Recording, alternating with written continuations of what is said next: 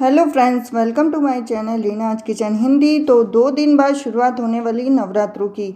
तो नवरात्रों की स्थापना से लेकर जो 13 अप्रैल से 22 अप्रैल तक जो नवरात्रों की स्थापना होती है, उसके अंदर आप ये गलतियां ना करें जो कि आगे मैं आपको वीडियो में बताने वाली हूं। तो welcome to my channel Reena's kitchen Hindi. तो आज हम बताएंगे आपको 13 अप्रैल 2021 में आप किस तरह से नवरात्रों की पूजा कर सकते हैं। तो पंचांग के अनुसार साल 2021 में चैत्र नवरात्रि 13 अप्रैल मंगलवार से शुरू हो रहे हैं। तो इस नवरात्रि में किसी भी तिथि का क्षय नहीं होगा, जिस कारण नवरात्रि पूरे 9 दिनों की होगी।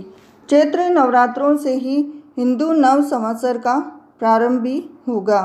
दुर्गा पूजा के इस पर्व में पूरे 9 दिनों तक दुर्गा माँ के विभिन्न 9 रूपों की पूजा अर्चना और व्रत उपवास किए जाते हैं। इस दिन कई शुभ योगों का निर्माण भी हो रहा है, साथ ही साथ जिस कारण वह नवरात्रि बेहद शुभ रहेंगे। लेकिन धार्मिक मान्यताओं के अनुसार किसी भी पूजा का विशेष फल पाने के लिए कुछ नियम बताए जाते हैं, जिनका पालन हमें जरूर करना चाहिए। तो आइए हम जानते हैं शक्ति की उपासना के 9 दिनों के इस पर्व के दौरान किन किन कार्यों को हमें नहीं करना चाहिए। पहला उपाय है, घर को कभी भी अकेला ना छोड़ें। तो बहुत से लोग नवरात्रों के 9 दिनों में न सिर्फ व्रत रखते हैं, बल्कि अपने घर में कलश की स्थापना, अखंड ज्योत और माता की चौकी का आयोजन भी करते हैं। जो लोग नवरात्रि में व्रत रखकर घर में अखंड ज्योत जलाते हैं या इनमें से कोई भी कार्य करते हैं, तो विशेषकर उन्हें अपने घर को खाली छोड़कर बाहर नहीं जाना चाहिए। ध्यान रखें कि अखंड ज्योत की देखरेख के लिए किसी को घर में रखना चाहिए। दूसरा उपाय है कि हमें नाखून या बाल भी नहीं काटने चाहिए। नवरात्रि का पर्व देवी दुर्गा की उपासना का पर्व है और धार्मिक मान्यताओं के अनुसार नवरात्रि के इन 9 दिनों में बाल या नाखून काटने जैसे कार्यों को नहीं करना चाहिए। बाल व नाखून काटवाना भले ही ये एक अच्छी आदत हो, लेकिन शास्त्रों के अनुसार माँ शक्ति की भक्ति के इन 9 दिनों में नाखून और बाल का काटना जैसे कार्य वर्जित माने गए हैं। तीसरा उपाय है, तामसिक भोजन से दूर रहें। मान्यता है कि जो लोग नवरात्रि के दौरान व्रत रखते हैं, उन्हें देवी दुर्गा की भक्ति के इन 9 दिनों तक प्याज, लहसुन या अन्य किसी भी तरह की तामसिक चीज़ों से परहेज करना चाहिए। और जहाँ तक संभव हो, व्रत करने वाले व्यक्ति को इस दौरान सात्विक भोजन ही ग्रहण करना चाहिए।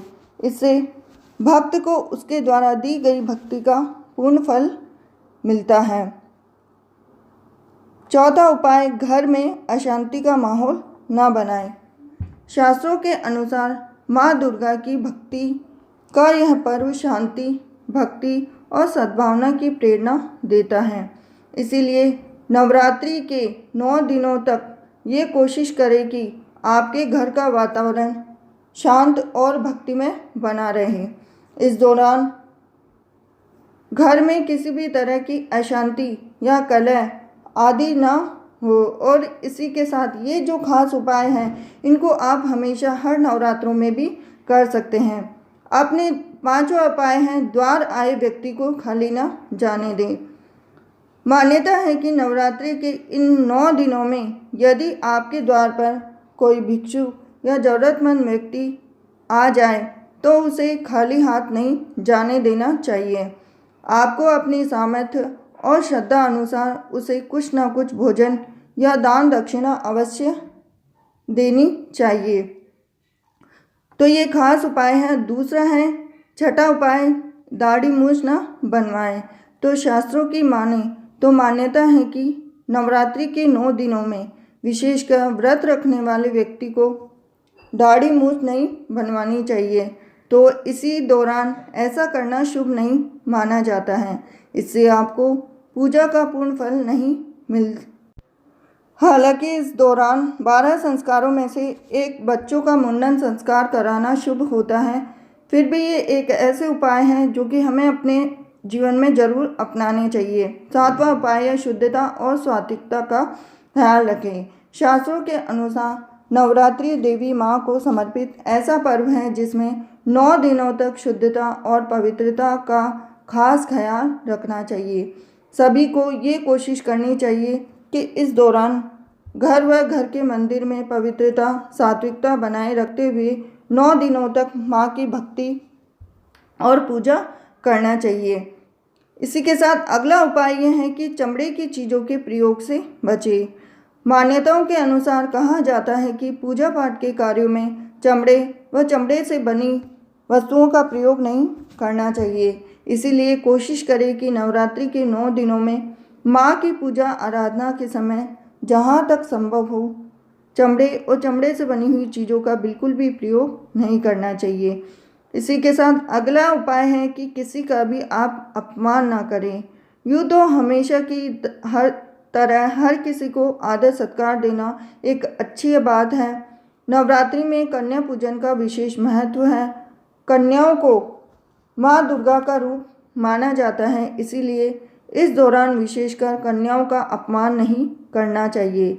इसके अलावा किसी भी बड़े बूढ़े बच्चे या फिर घर पर आए किसी अन्य व्यक्ति का अपमान भी नहीं करना चाहिए। कहा जाता है कि नवरात्रि के दौरान इन नियमों के पालन और सच्ची श्रद्धा के साथ माँ की आराधना भी की जाए तो माँ उन आराधना के उपाय में सभी मनोकामनाएं पूर्ण करती हैं। तो ये है 13 अप्रैल से 22 अप्रैल नवरात्रि के 9 दिन तक ऐसे कार्य हैं जो कि हमें भूल कर भी नहीं करना चाहिए। तो आशा करती हूँ कि आपको मेरा ये वीडियो लाभप्रद हुआ होगा। वीडियो अगर पसंद आया हो तो वीडियो को लाइक कीजिए, चैनल को सब्सक्राइब कीजिए और बेल आइकन को जरूर दबा देना, क्योंकि एक लाइक से मुझे मिलती है मोटिवेशन आपके लिए बेहतर वीडियो बनाने के लिए। हिंदू सभ्यता के तीज त्योहार पूजा विधि के लिए बने रहिए रीना किचन हिंदी पर।